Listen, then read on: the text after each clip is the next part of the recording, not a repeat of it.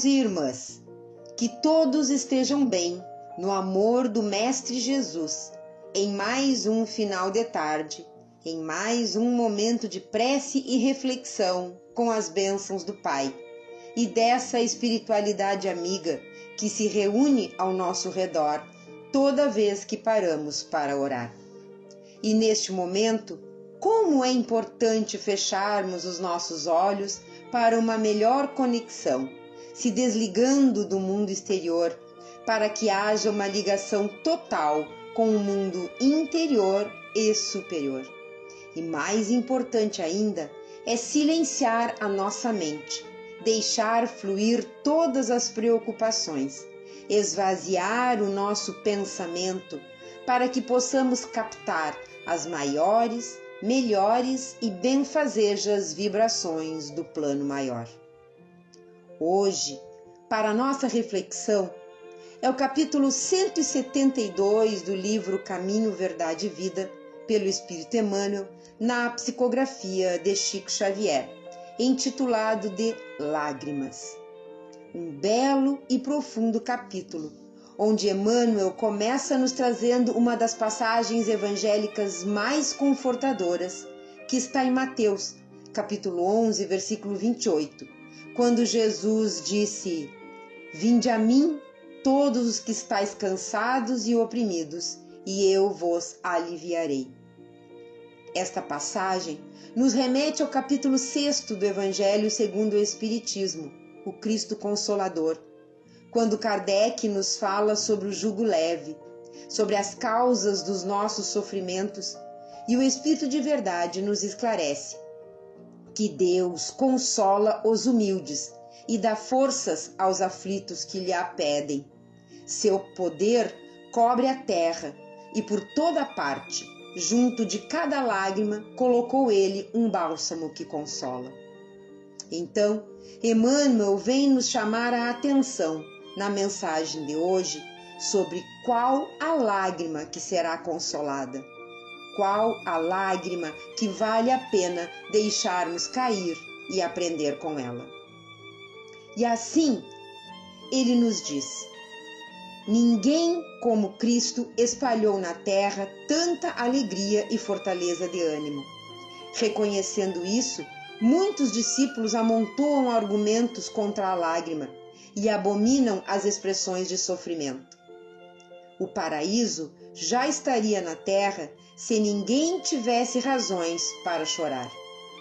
Considerando assim, Jesus, que era o mestre da confiança e do otimismo, chamava ao seu coração todos os que estivessem cansados e oprimidos sob o peso de desenganos terrestres. Não amaldiçoou os tristes, convocou-os à consolação.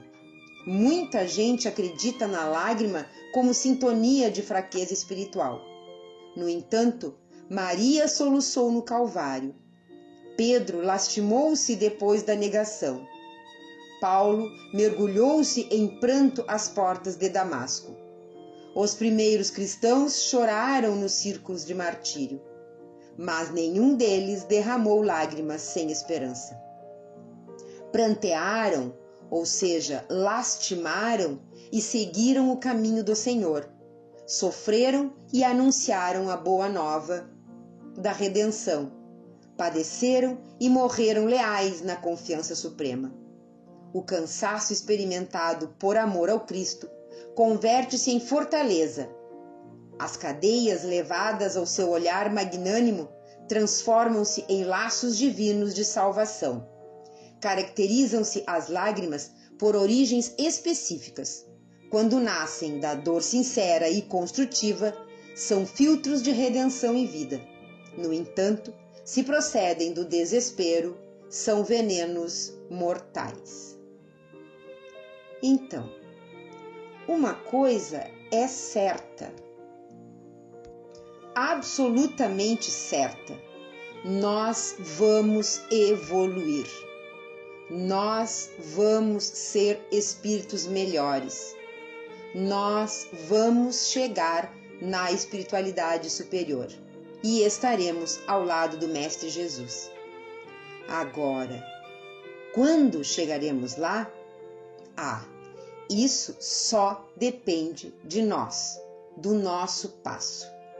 E Chico dizia que nós evoluímos desidratando, seja pelo suor, seja pelas lágrimas. Mas para evoluirmos pelas lágrimas, é preciso que percebamos que lágrimas são as nossas. Se são advindas da tristeza segundo o mundo, que nos cristaliza, nos mantém estagnados na revolta, no orgulho ferido, na rebeldia, na mágoa.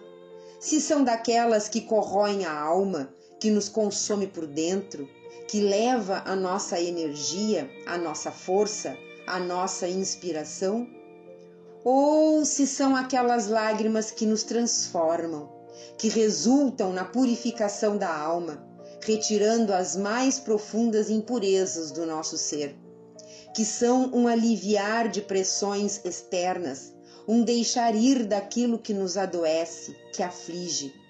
Lágrimas que são um verdadeiro banho da alma, que nos levam à reflexão, porque estas é que serão consoladas por Jesus e nos levarão à glória de Deus.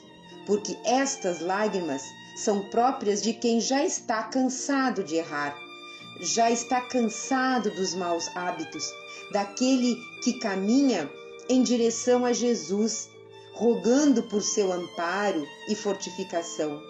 São próprias de quem abaixa-se perante a imensidão de Deus, com humildade,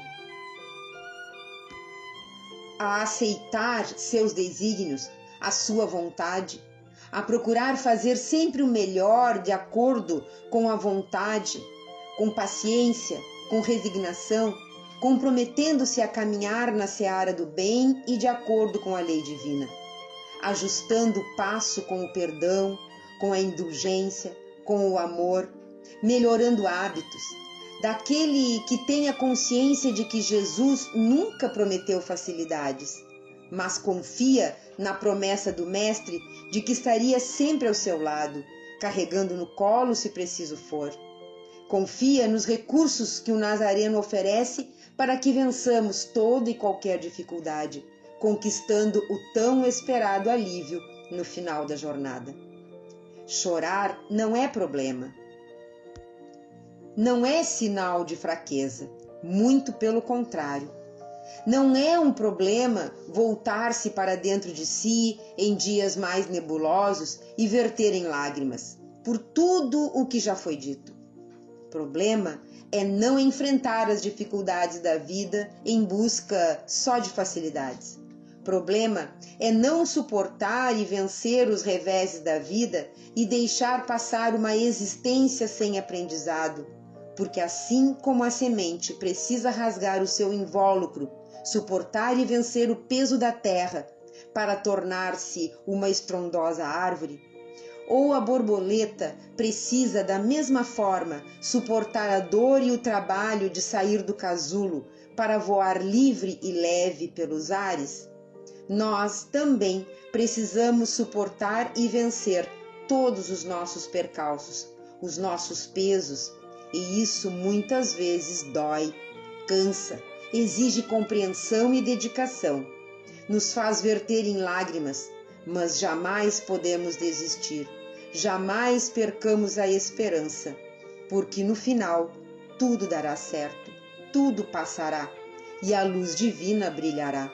Ainda mais porque estas lágrimas de alguém que está a lapidar o seu ser, firme e forte, com o pensamento no alto, denotam fortaleza de alma, de alguém que está se permitindo renovar-se. Como bem diz a mensagem, Maria soluçou no Calvário, e ninguém ousará dizer que as lágrimas de Maria foram de fraqueza, porque se naquele momento havia alguém ali com fortaleza gigantesca de espírito, era Maria, exemplificando aquilo que todos nós devemos seguir, disposição e fidelidade a Deus. Pedro lastimou-se depois da negação. Foram lágrimas de aprendizado, porque teve contato com a sua fragilidade, reconhecendo a sua verdade, se libertando, porque permitiu-se fazer diferente, e ali nasceu a rocha de sustentação do cristianismo. Conhece a verdade e a verdade te libertará. Por isso, porque só podemos clarear e mudar aquilo que conhecemos. Paulo mergulhou-se em pranto às portas de Damasco, por reconhecimento às suas limitações e extrema responsabilidade com a causa que estava a abraçar.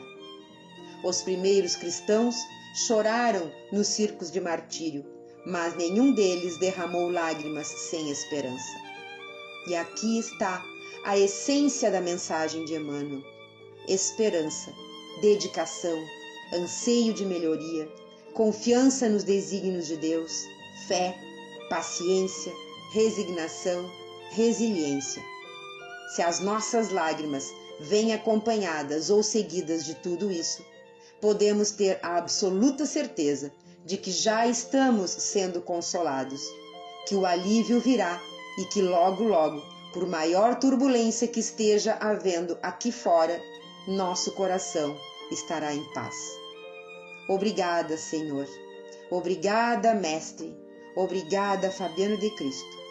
Que as maiores e melhores vibrações de paz, amor e luz que emanam deste momento cheguem a todos os lares neste instante, em especial aos países em guerra, onde tantas lágrimas de inocentes são derramadas. Que os homens reconheçam a estupidez que é odiar e guerrear, e que o amor se faça, inicialmente em forma de cessar-fogo, passando por um acordo de paz, culminando pela união entre os povos. Que assim possa ser, que assim seja.